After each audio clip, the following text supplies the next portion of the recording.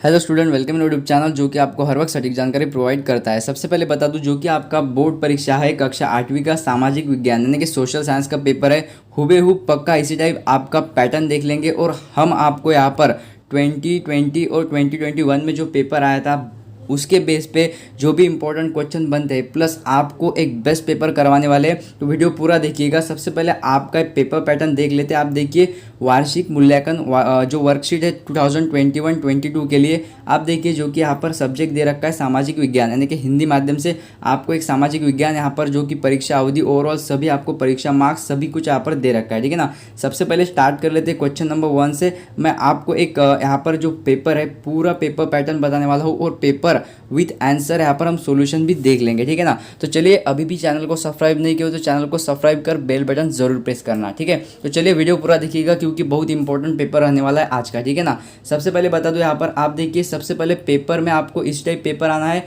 सबसे पहले निर्देश में आपको प्रश्नों को पढ़कर नीचे दिए गए विकल्पों में से सही विकल्प चुनकर लिखिए। प्रत्येक प्रश्न के लिए आपको 1 अंक दिया गया है। और आप देखिए, ये जो प्रश्न है ना, ये प्रश्न आपको 21 में यहाँ पर पूछे गए थे, ठीक है ना। और इसी टाइप पेपर आपका 22 में निकालने वाले हैं, ठीक है।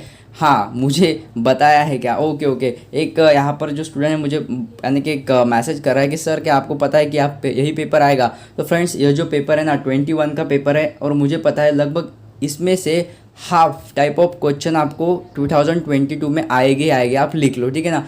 यह जो पूरा पेपर हम देखने वाले हैं इससे हाफ पेपर यानी कि आधा पेपर आपके पेपर में होने वाला है। और ये जो इंपॉर्टेंट टॉपिक है इसी इंपॉर्टेंट टॉपिक में यही आपको क्वेश्चन बनने वाले, ठीक है ना। अब देखिए, मैं फॉर एग्जांपल आपको बता दूं, पहला यानी कि जो फर्स्ट क्वेश्चन है, भारत के साथ व्यापार हेतु 1664 ईस्वी सन में बनाई गई फ्रांसीसी कंपनी थी। आप देखिए यहाँ पर जो कि आंसर लिखा है डी, ईस्ट इंडिया कंपनी। अब देखिए, ईस्ट इंडिया कंपनी पे आपको यहाँ पर बहुत सारे और भी क्वेश्चन बन सकते हैं कि इसकी स्थापना कब हुई थी, यानी कि जो यहाँ पर आप देखिए भारत के साथ व्यापार हेतु इतने में यहाँ पर फ्रांसीसी कंपनी बनी थी, तो ईस्ट इंडिया कंपनी। आप देखिए, आपको यहाँ पर एक टेढ़ा क्वेश्चन भी पूछा जा सकता है, ठीक है ना। ईस्ट इंडिया कब, तो यहाँ पर 1664, ठीक है।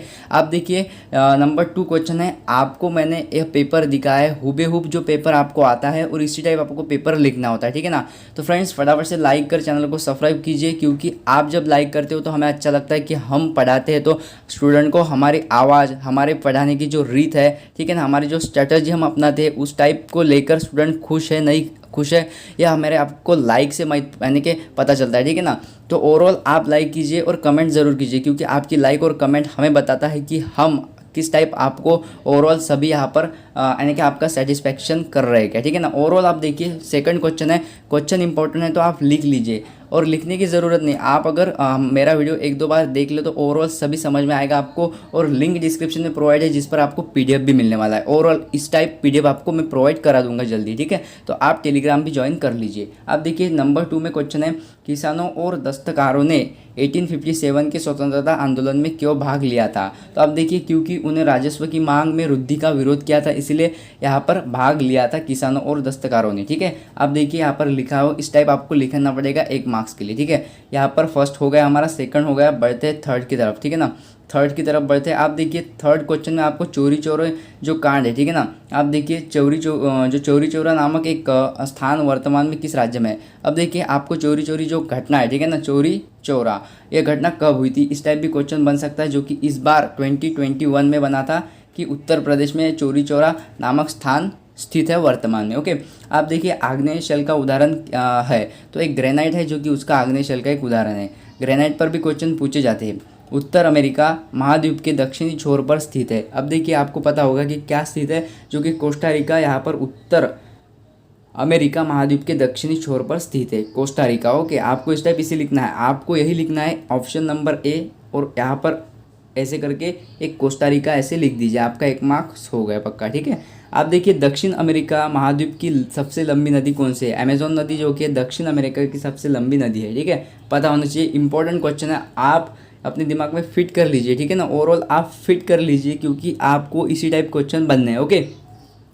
आप लिख लीजिए यहाँ पर यानी कि क्वेश्चन नंबर 7 है 22, यानी कि 22 दिसंबर को भारत में शीत ऋतु होती है, उस समय ऑस्ट्रेलिया में कौन सी ऋतु होती है, ठीक है ना। आपको पता है उल्टा है सब कुछ, ठीक है, यानी कि ग्रीष्म ऋतु इसका ए ऑप्शन राइट ऑप्शन है, ठीक है।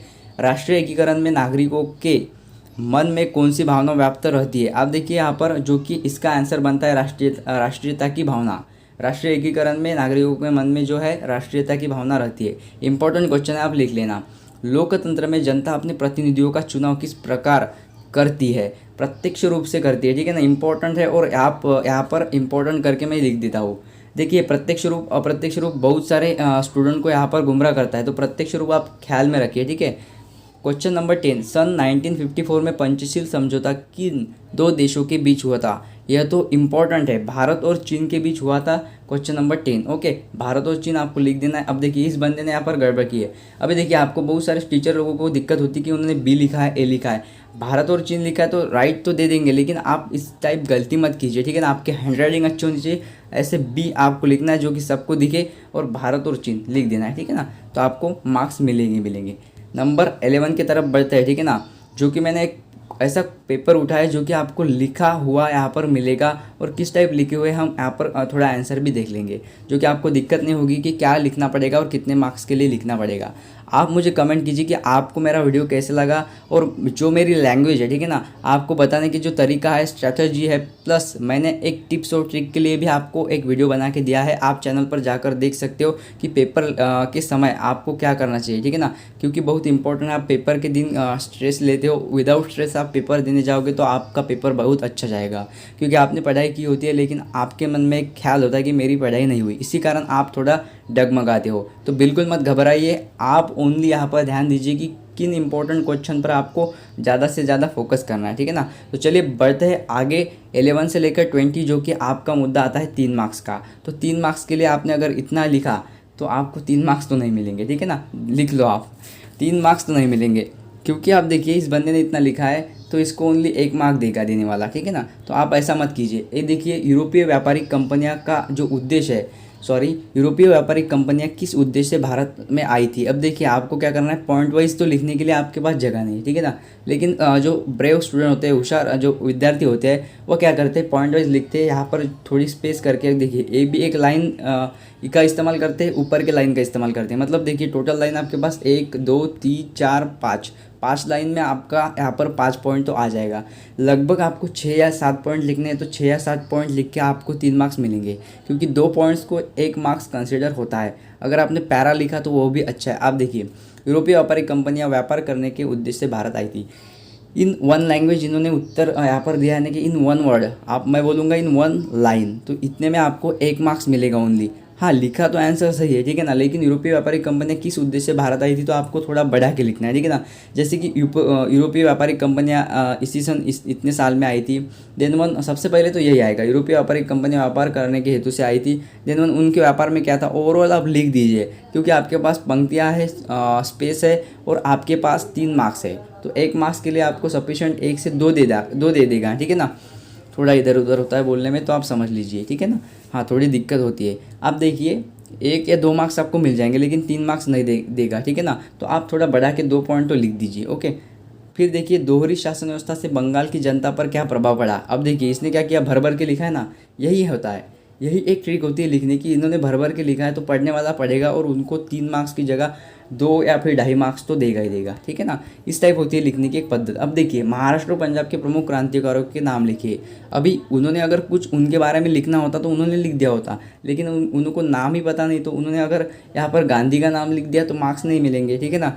अब देखिए जो क्रांतिकारक होते हैं उनके अगर आपने 6 या फिर 4 क्रांतिकारक भी लिख दिए तो आपको यहाँ पर 3 मार्क्स मिलेंगे, ठीक है ना। तो आपको ओनली यहाँ पर क्रांतिकारक एक क्वेश्चन तो ऐसे बनता ही बनता है, ठीक है ना। एक क्वेश्चन तो बनता ही बनता है ऐसे कि महाराष्ट्र व पंजाब के प्रमुख क्रांतिकारियों के नाम लिखिए। अब आपको एक क्वेश्चन बनेगा तो आप क्या करना, क्रांतिकारियों के नाम 3 मार्क्स के लिए आए तो 6 लिख देना भाई। 6 अगर आप लिखोगे तो दो नामों के लिए 1 मार्क आपका पक्का है, ठीक है ना। इतना आप समझ लीजिए, क्योंकि इंपॉर्टेंट है, एक क्वेश्चन ऐसे बनेगा ही बनेगा। अब देखिए 14 क्वेश्चन में आपको लिखा है यहाँ पर, कोई स्थलाकृति पर्वत अथवा पठार है, यह पहचान किस आधार पर कर सकते हो। अब देखिए एक स्थलाकृति पर्वत अथवा पठार है, किस, इतना इंपॉर्टेंट क्वेश्चन और इतना इजी क्वेश्चन है जो कि आपको मार्क्स देने के लिए बना है, ठीक है ना। और इजी टू मॉडरेट इसी टाइप पेपर आपका आएगा इस बार, जैसे हिंदी का आया था, ठीक है ना। मैंने बताया था आपको, वही सेम पैटर्न आया, वही सेम पेपर आया और वही क्वेश्चन बने। तो बहुत सारे स्टूडेंट यानी कि वीडियो को लाइक किए, बहुत सारे अच्छे रिस्पांस मुझे उस पेपर से आए हैं कि सर आपने जो मॉडल पेपर निकाला था सेम पैटर्न था। Same easy to moderate paper आया था और आपको धन्यवाद, आपको थैंक्स, बहुत सारे स्टूडेंट ने मुझे कमेंट की, इसीलिए मैंने समझा कि चलिए एक पेपर ऐसे भी दिखा दूँ उनको जिससे उनका सेटिस्फैक्शन हो, जो कि सोशल साइंस का नेक्स्ट पेपर आपका है। और बहुत ही इंपॉर्टेंट पेपर मैंने आपके लिए पहला ही पेपर यहाँ पर इंपॉर्टेंट निकाला है कि हुबेहूब आपको एक दो क्वेश्चन तो बन ही जाएंगे इसमें से, ठीक है ना। तो आप देखिए ऐसा एक क्वेश्चन बनेगा आपको जिसका खुद आप आंसर लिख सकते हो, और कितने भी नीचे का स्टूडेंट हो, नीचे लेवल का, यानी कि थोड़ा हम यहाँ पर डल टाइप कहेंगे, वह भी लिख के आ जाएगा। आप देखिए पवन निक्षेपण से बनने वाली किसी एक स्थलाकृति के बारे में लिखिए। अब देखिए एक स्थलाकृति जो कि पवन निक्षेपण से बनती है। अब भाई ने क्या लिखा है हम पढ़ लेते हैं थोड़ा, ठीक है। थोड़ा अक्षर में आपको थोड़ी प्रॉब्लम होगी, ठीक है, हैंडराइटिंग में थोड़ी प्रॉब्लम होगी क्योंकि मेरी हैंडराइटिंग अच्छी है, इस भाई साहब की तो थोड़ी गंदी टाइप लग रही है। ओके, आप देखिए पवन निक्षेपण से बनने वाली आकृति लोयस है, ठीक है ना। अभी लोयस है कि क्या पता क्या लिखा है इसने, लोयस है, अभी यहाँ पर आपको लोया दिखता होगा, ठीक है ना, लोयस है। अत्यंत बारीक कोण और पीले रंग की होती है, आपको पता होगा, ठीक है, धूल टाइप होती है और पवन से उड़कर ले जाती है और किसी स्थान पर निक्षेपित कर देती है और उस स्थान को लोयस कहते हैं। यह चीन, अमेरिका, ऑस्ट्रेलिया। अब देखिए भाई साहब ने अच्छा लिखा है, ठीक है, हाँ भाई साहब ने अच्छा लिखा है, 3 मार्क्स इनको मिलेंगे ही मिलेंगे। हाँ, क्या मैं टीचर हूँ, क्या मैं मार्क्स दे सकता हूँ 3 मार्क्स? अगर आप भी टीचर होते, ठीक है ना, आप भी होते तो आप इसे 3 मार्क्स दे देते, ठीक है, क्योंकि उन्होंने सही लिखा है, पवन निक्षेपण से बनने वाली एक वस्तु का नाम लिखा है, जो लोयस है उसको 1 मार्क्स मिलते हैं। फिर उन्होंने भाई साहब ने लिखा है कि दिन वन ये कहाँ मिलती है, तो इस देश में ज़्यादातर पाई जाती है और किस टाइप होती है और किस टाइप बनती है, तो 3 मार्क्स तो बनेंगे इनके, ठीक है। 15 के बाद 16 नंबर का क्वेश्चन देखते हैं जो कि बहुत ही इंपॉर्टेंट है। और 16 टाइप क्वेश्चन, नंबर 16 क्वेश्चन यहाँ पर जो कि आपको 3-3 मार्क्स के दे रखे हैं। तो बात कर लेंगे मकर रेखा की, तो 16 क्वेश्चन में आपको पूछा गया है मकर रेखा। अगर आपको 3-3 मार्क्स के लिए यह इसी टाइप के क्वेश्चन आएंगे और इनमें से ही आपको 1-2 क्वेश्चन आने ही आने, ठीक है, लिख लो आप। अब देखिए इसलिए मैं आपको बहुत इंपॉर्टेंट क्वेश्चन बता रहा हूँ, तो पूरा वीडियो अंत तक देखिए, बिल्कुल ही आप यानी कि नाराज टाइप मैं बोलूँगा, आपको ऐसा नहीं लगेगा कि हमने यह लगभग 15 मिनट वीडियो देखा है सर का, ठीक है, क्योंकि आपको इस टाइप मैं पढ़ाने की कोशिश करता हूँ कि आपके ध्यान में भी बैठ जाए, यानी कि आपका दिमाग में फिट हो जाए और आपको पढ़ते समय यानी कि थोड़ा आपका भी जो है मैं बोलूँगा थोड़ा इंजॉय टाइप आपको भी महसूस हो, ठीक है ना। ओके, आप देखिए मकर रेखा दक्षिण अमेरिका महाद्वीप के कौन कौन से देशों से होकर गुजरती है? मकर रेखा दक्षिण अमेरिका महाद्वीप के 4 देशों से होकर गुजरती है, जो कि 4 देशों के इन्होंने नाम लिखे, लेकिन थोड़े यानी कि थोड़े जो ब्लर टाइप लिखे। अर्जेंटीना है एक, फर्स्ट ऑफ ऑल दिख नहीं रहा, दूसरा है पैराग्वे और चौथा भी दिख नहीं रहा। इस टाइप अगर आप लिखोगे तो मार्क्स कटेंगे, ठीक है, 2 मार्क्स लगभग मिल सकते हैं बंदे को। अब देखिए इतना इजी क्वेश्चन था, इसने नहीं लिखा कि अत्यधिक रासायनिक उर्वरक के उपयोग का पर्यावरण पर क्या प्रभाव पड़ता है। अगर सही परिणाम पड़ता है पॉजिटिव तो पॉजिटिव लिखिए, निगेटिव पड़ता है तो निगेटिव लिखिए। 2-4 लाइन तो आप लिख सकते हो हाल फिलहाल में, तो लिख के आइए, 3 मार्क्स मत गमाइए, ठीक है ना।